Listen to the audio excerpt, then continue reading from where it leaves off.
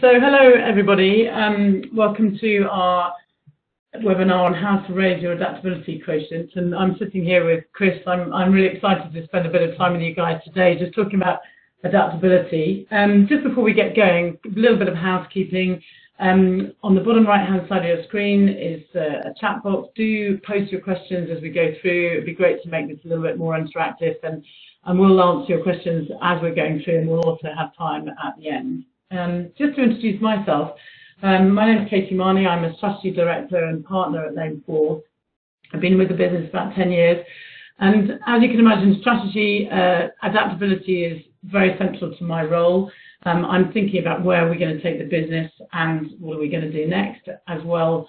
Part of my role involves looking at what we call must-win games, which are essentially things that are going to grow our business. So that involves us being adaptable and actually taking people to new places. So it's a passion of mine as well. So thinking about actually how people and organisations can adapt to stay relevant and actually make a positive contribution to the world. Thanks, Katie. And I'm Chris Hempsall. I'm a client director here at latefall, so I lead our client teams across a number of clients delivering leadership, change, talent and team solutions. I'm really interested in the topic of adaptability because I think for our clients it's becoming increasingly important in such a changing world as one of the key drivers of performance. And also I'm a business psychologist and a performance coach, so I use adaptability to help leaders become the best versions of themselves. Great. Okay, so I've got a few objectives for today. What are we aiming to do? Something about, why do we care about adaptability? For me, is this yet another management fad, or actually is it real? We're also going to look a little bit about our thinking about what actually underpins adaptability and how we can measure it and how we can shift it. And as Chris says, how can we be, therefore, the best version of ourselves? And we're going to share with you a bit about an adaptability tool that we've developed. And think about how that might actually accelerate performance in your organisation and how it's helping some of our clients. So hopefully share a few stories around that. Great stuff. So to kick things off, Katie, do you want to talk about why latefall became interested in adaptability? Yeah, we've been interested in it for a while, but the main reason I think that we began to think, we really need a response on this is noticing that the massive and the scale of the tension between the pace and the complexity and the scale of change facing leaders. We've got here, there's some statistics here, but you can pick any number you like. Millions of jobs are actually going to have to shift as a result of this drive to automate many of the existing things that humans have done. We're noticing as well massive disruption in the economy and actually in the political world as well. The economy has come from literally nowhere, 100 billion in 7 years, which is incredible. And some of our skills, that we're teaching in school, that we're teaching on degree courses, are literally outdated by the time that the degree course is finished. So the scale and the complexity, coupled with this incredible tension that actually is in our brains, we are hardwired to shortcut complexity. So we create neural pathways that help us get to work easy on time, to just help to conserve energy in our brains. And that means that actually, as we go through organisations, we're less likely to be adaptable. And we're going to find that when someone wants to change our habits, we actually resist that change by the actual nature of our neural pathways. So that tension became a really interesting subject for us. So I kind of, that's really why we came involved in it and we started thinking about it. And Chris, if you can talk about a little bit as well about, what are we noticing about our clients and adaptability? I've talked about the world and the complexity and the pace and that scale. What about our clients? Absolutely. And I think working with our clients, we're seeing it becoming increasingly important, actually. I think it's touching a number of areas in HR and learning development and leadership. I think in particular around learning and career development, the need to learn constantly is becoming ever apparent. And I think organisations are responding to this by providing lots and lots of content. There's lots of content available there, either through subscription-based services or free to use, free to download articles that are available and videos that are available, a plethora of activity and content that people can use. But interestingly, some of the challenges that our clients are facing is people aren't necessarily engaging with it. They're not, so whilst it's all there, they're not going in and exploring and being curious, which is really interesting. So, and why aren't people necessarily applying the same mindset they apply to learning how to change a tap at home and going onto YouTube and checking it out to their own learning within work? A really interesting phenomenon. So we get a lot of questions around, well, how do we help people learn to learn? So, you know, adaptability is a real driver for that, and helping people understand what might stop them from embracing new challenges or trying new things, or even sort of that confidence to give something a go, or even thinking, how do I focus my own strengths and development areas on the things that are going to make the most impact to me? So I think in learning and career development, a big sort of drive to help people own their own career development and own their own learning. Other areas that it's coming about, I think change is another area that change and transformation is another area that's coming through. So, you know, it's a bit of a cliche, but change is the new norm. But the amount of restructures, the amount of transformations, new strategies, new ideas that are needing to be adopted. Organisations are trying to find ways to equip their people to deal with that change and help leaders lead their people through change as well, but without defaulting to the traditional, you know, go on a workshop, you know, and invest lots of time in face-to-face learning. Having something that's personalised yet scalable, but helping people think about adaptability is some of the things that are coming through. And I think finally, in leadership, so the impact of the leadership demands, or the demands on leaders in the modern world is coming even more to the forefront. So how do people effectively transition from one role to another role, or into a promotion and into a bigger role? How do they effectively adapt themselves and manage that transition? Not just the CV building capabilities like managing budgets and managing resources, influencing people, but actually, you know, how do they personally adapt themselves to new worlds, new contexts? What do they need to change and do differently? So we notice that sometimes without effective transition, that can really impact on performance. And our clients are coming at us to think, well, how can we help people be more adaptable and more ready to take on new roles across organisations? Great. So I think that we've heard a little bit around what we're noticing in the market and the wider business context, and some of the things that we are noticing within our clients. We'd love to hear a bit from you, actually, in terms of why adaptability is important to you in your role. What are you noticing? You know, why are we seeing the emergence of adaptability increasing, all the time? So please do drop your notes or drop any comments into the chat box, and we'll try and respond and share some of those. But really interested to hear what's coming through from you. Yes, and we've had some comments about, you know, just keeping up in terms of adaptability. And I think it is really interesting that we have less and less time to be adaptable, but more and more need to be adaptable. And so this is why what we're going to talk about a little bit about is how you can almost create bite-sized moments where you can think about your adaptability, and actually breaking it down makes it a bit more manageable, if you will. It's great. And there's a theme here just around staying up to date with latest technology and learning when you don't have any time. I think that's a really interesting observation.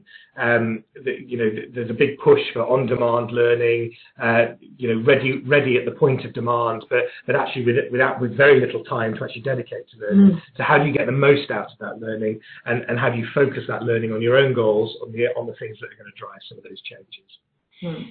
So as we move on, do you want to talk about our Adapt for Performance tool? Yeah, so we've launched an Adapt for suite of products, if you will, and in essence, what it is to engage with our own unique adaptability and think about how we might improve it. So in this notion of a quotient, excuse me, we can build a breakdown of adaptability, and that's what we've thought about. the tool is available on any device. It's available, it's device agnostic, it's available on the go or on your laptop.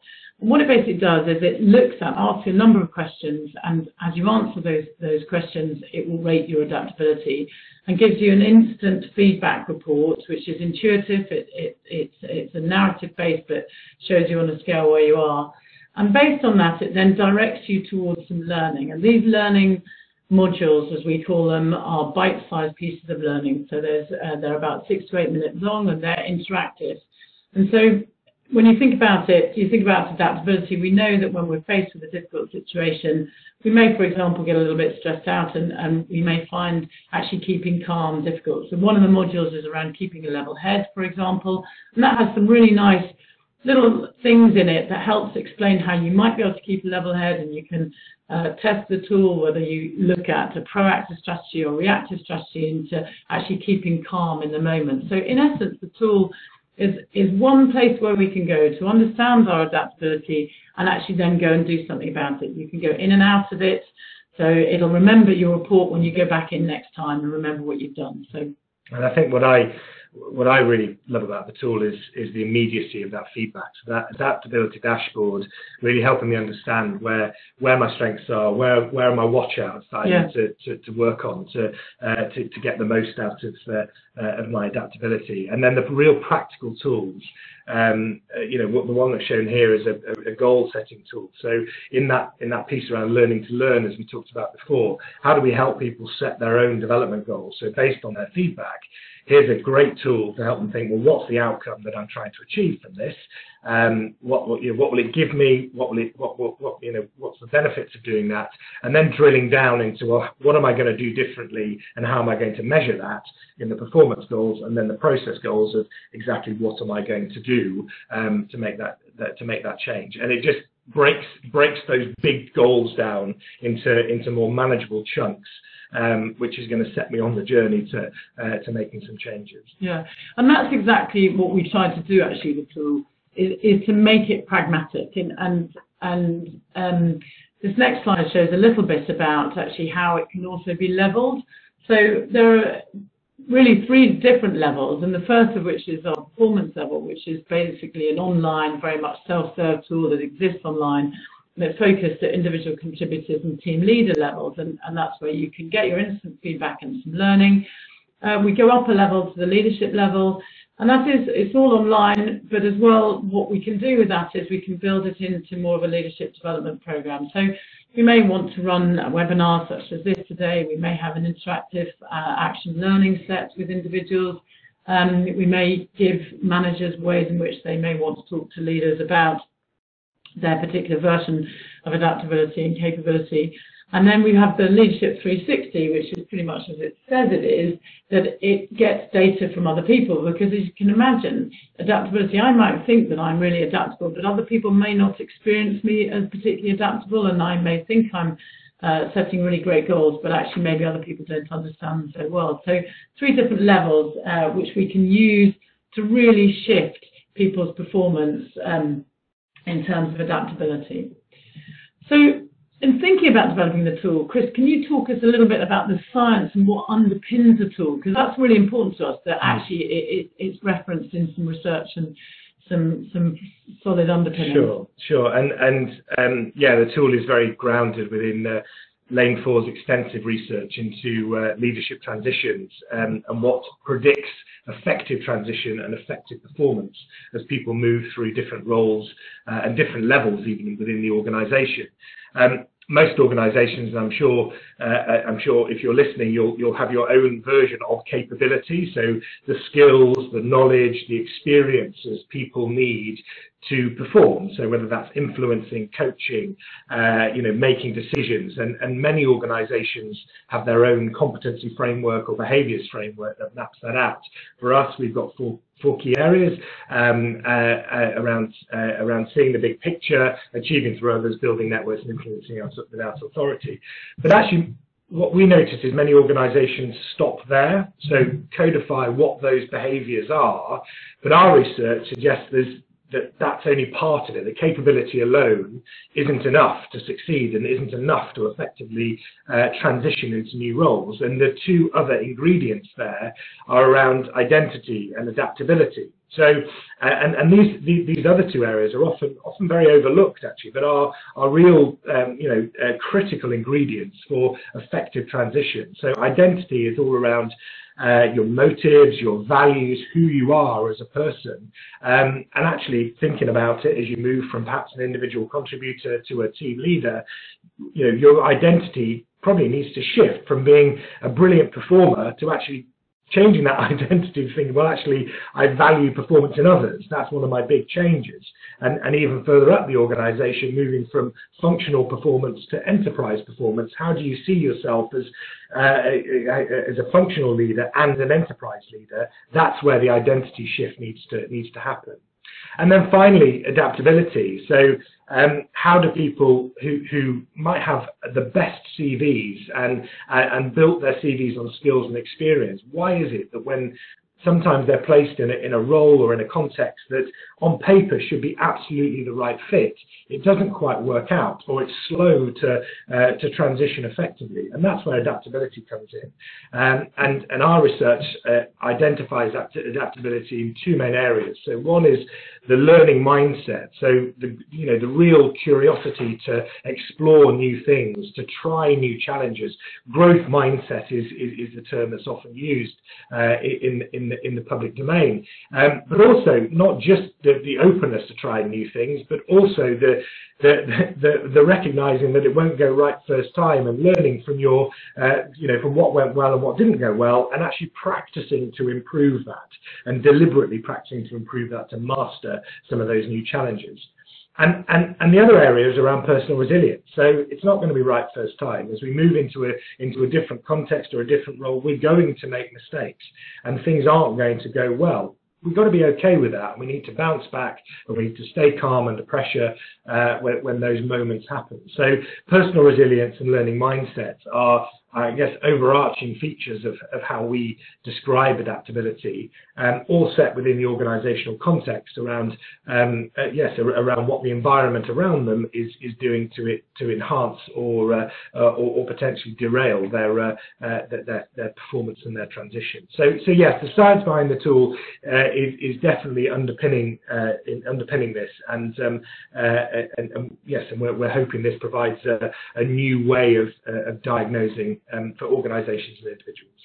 It's really interesting, Chris, as well. And one thing that you haven't talked about there, but actually is in the tool as well, is intuitively we know that health and well-being will impact on our ability to learn and our ability to adapt and our resilience. And so we've actually built that into the tool as part of adaptability, because particularly in the long term, actually, if we don't keep fit and healthy, it's going to negatively impact our ability to cope with complexity and pressure, and maybe worse than that as well. So that's great to hear a bit more about the science. And how are our clients using Adapt4, Chris, and what are you noticing? Sure. I think, many of our clients are using Adapt4 already and are starting to use it within their organisations. And there's a number of areas that this is providing benefit. I think I'll pick out three. I think the first one is very much using it as an engagement tool to kick-start or shape a program, whether that be a leadership program, a graduate program, apprenticeship program, that helping people start somewhere on their development pathway, to think about, well, what are my strengths, what are my development areas, and what are the things that I'm going to hone in on to really make the most out of this program. And from self-assessment all the way through to 360, using it as that upfront tool to drive a program. So with one of our clients, we're using it for a first line leader program.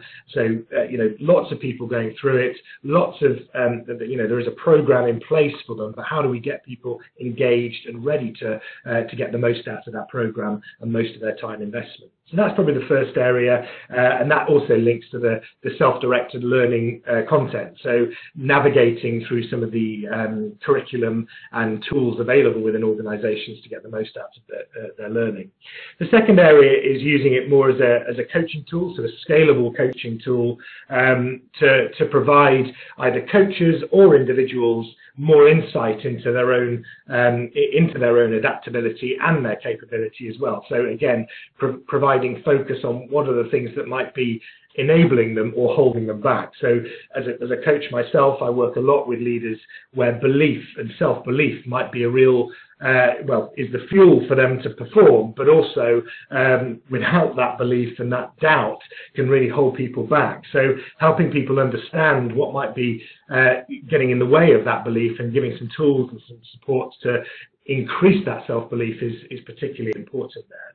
And then finally, almost using it or using it as a scalable, low-cost learning package for all employees to encourage self-directed learning.